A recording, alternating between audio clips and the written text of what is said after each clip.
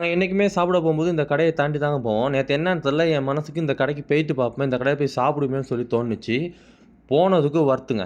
இந்த கடைக்குள்ள போயிட்டு உட்காந்தோன்னே, கடை ஏதோ பழைய கடை அப்படி இருக்கு. என் ஃப்ரெண்டு கூட சொன்னா, தேவையில்லாத வேலை ஒண்ணு பண்றேன்னு.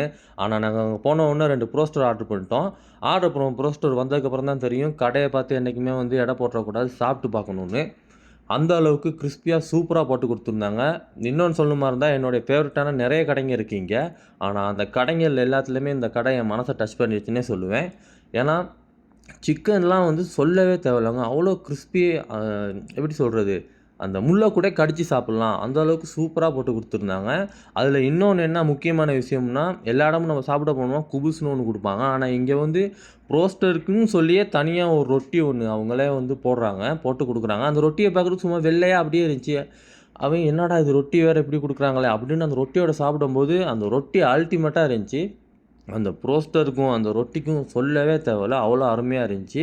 என்னைக்குமே கடைய பார்த்து மட்டும் சும்மா, ஐயோ! இது இப்படி இருக்குமா? அப்படி இருக்குமான்னு மட்டும் யோசிச்சிடக்கூடாதுங்க. போயிட்டு சாப்பிட்டு பார்த்துரணும். அந்த அளவுக்கு சூப்பராவே போட்டு குடுத்துருந்தாங்க.